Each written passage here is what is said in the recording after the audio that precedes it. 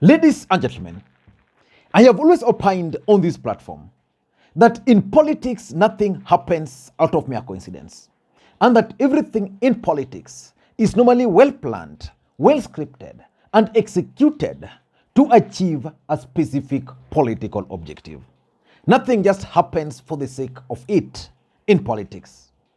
There is no way Kenya Kwanza brigades can just come from nowhere and agree to the demand of opening the server, something which they had flatly refused to do. There is no way. They must have a reason why they are finally agreeing to that particular demand. For those who follow the politics of this country very closely, Raila Odinga issued 3 demands to William Samoei Ruto, Arap Ruto, and his teams to meet. And he gave them 14 good days to meet those demands, and that if those demands were not going to be met, then he was going to call for mass action. The 3 demands were, the first demand was on the issue of IEBC commissioners. Of course, if you follow politics, on that one, they agreed. That was the only first condition they agreed to. Then the other condition was the issue of cost of living.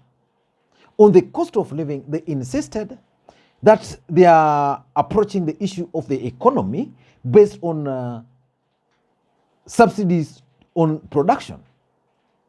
But of course, they've already reduced or lowered the cost of hunger. Then there was the third demand, which Raila Odinga and his team placed on the table. IEBC servers.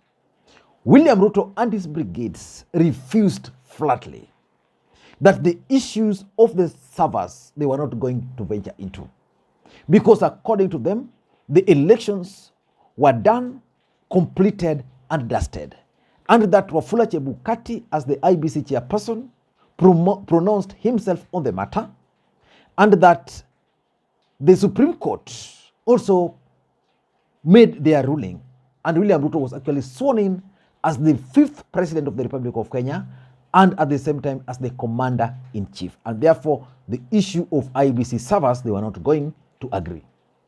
So Raila Odinga then went to the streets with his team, and because of the distractions, the pressure from the international community, the church, Raila Odinga and William Ruto agreed to talks. But William Ruto and his team were very clear that they were not going to touch on the issue of the servers. But I'm surprised that Kimani Ichumgwa has finally agreed that Azimio can have access to the servers. I'm surprised that Aaron Cheriot is now inviting Azimio to go and open the servers. I'm surprised that the issue of the server is no longer a serious matter to Kenya Kwanza. In this video, I want us to look at why Kenya Kwanza is now willing to allow Azimio to access the servers. Remember, a few weeks ago, there were the stories that Jose Kamago and the 4 other hackers were actually in the country. I did a video about that. Raila Odinga personally talked about the 4. And for those who know Raila Odinga, when he tells you that your wife is pregnant, you should just go ahead and buy Pampers. So which means when Raila Odinga told Kenyans that the 4 hackers were in the country, indeed they were in the country.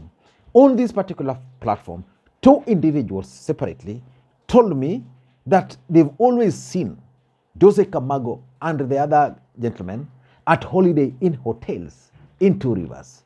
So which means these hackers were already in the country. They conducted whatever they were doing. They have now finished. They've submitted their report to these people. And now these people are telling Raila Odinga and the team, baby, come, baby, come. In this video, I want us to look at why now. Before we do that, for those who are watching this channel for the first time, please take a second or 2, click that subscribe button so that next time we produce a video like this, YouTube will automatically notify you. And to the subscribers, I want to continue thanking you guys for your continued support. Because without that support, this channel cannot be where it is now. Let us go straight to the point. And because it's raining heavily outside here, cats and dog in Kisumu, hopefully Nairobi is also the same, or wherever you are, please feel welcome. Now, the first thing which is coming to my mind, why these guys are now calling for servers to be open, is that these guys have they now have control of the servers. The servers have been tampered with. They are now sure, they are confident of what is going to come out of the servers. That Jose Kamago and the team who are allegedly in the country have already done their job. They have finished their job. Now they've handed over. Now that's the server. The truth of the matter is that it's very difficult to change the content of servers. Very difficult. But which server was relaying results to IEBC? Because Raila Odinga and his team are insisting that we had two servers. That there was one server at IEBC. And then there was another server at Bomas. And that the results which were being portrayed to the country at Bomas were totally different from the results which were being shown on IEBC servers. To confirm that was Kanchori, Saitabao. Saitabao in his book is very clear that at no point did Ruto overtook Raila Odinga. That Raila Odinga was constantly ahead until the time when Azimio Command Center was compromised. That's when now they stopped hooking from the real server. So is it possible that Kenya Kwanza are now sure that the servers which was showing at Bomas of Kenya, they have now replaced everything with whatever was happening at IEBC? So that when the audit of the servers will be called, the Azimio teams will be directed to the servers which were showing results at the Bomas of Kenya. So which means the real servers will not be shown. They won't have access to the real servers. That has already been taken care of. So they'll be told, okay, this is the IEBC server. Well, in real sense, it's the server which was transmitting the results from wherever they were transferring the results from. So for me, I am convinced that this change of mind, this change of heart, is not just coming out. There is a reason, and the reason is these guys have already concluded. They've already fixed the servers. So they're now waiting for Raila Odinga. You want the servers? Here's the servers. Number two, I'm also tending to think that it could also just be some public relations exercise. That Raila Odinga and the team are saying, okay, we want the servers.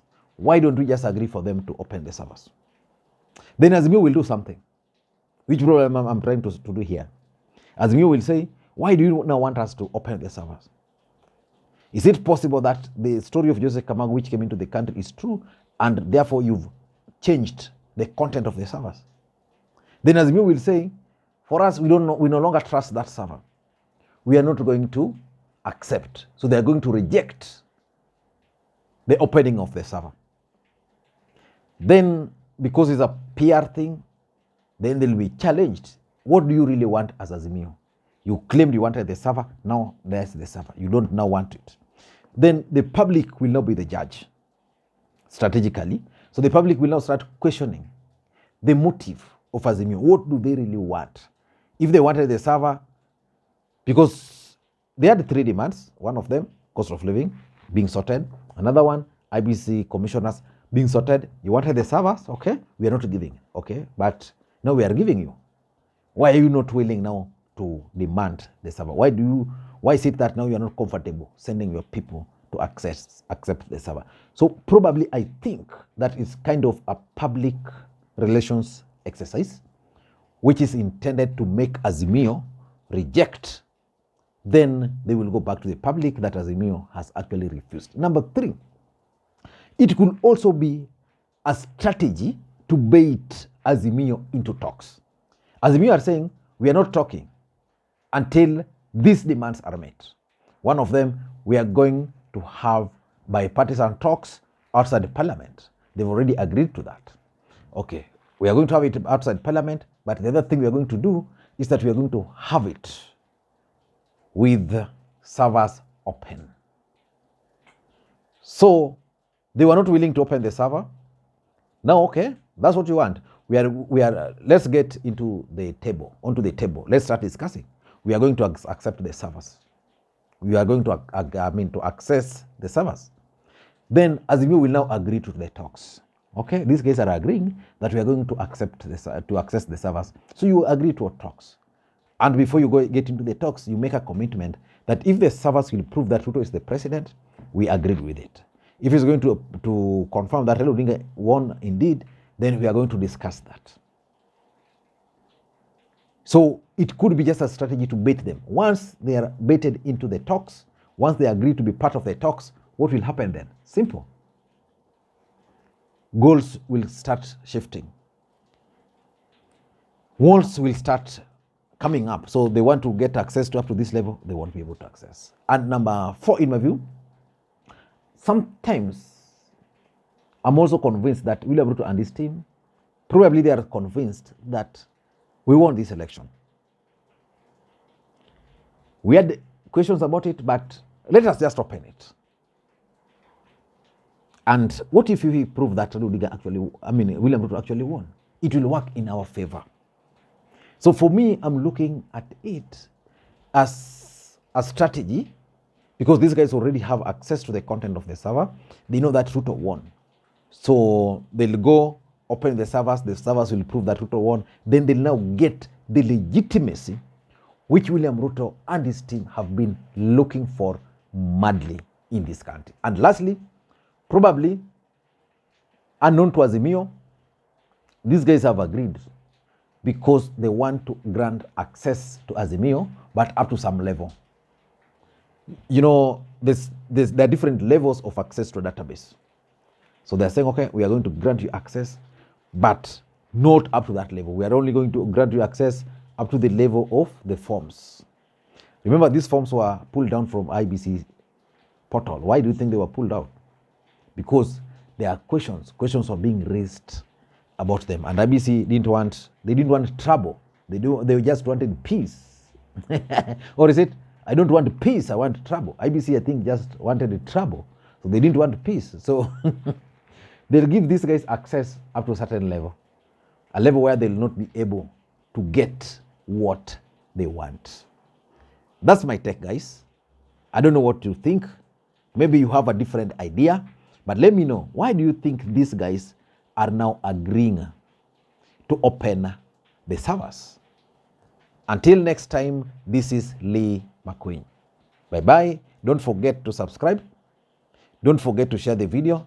Don't forget to give this video thumbs up. And for those who normally behave the way they behave, I'm expecting to see your messages on my phone. Thank you, guys, and may you have a good day. Bye-bye.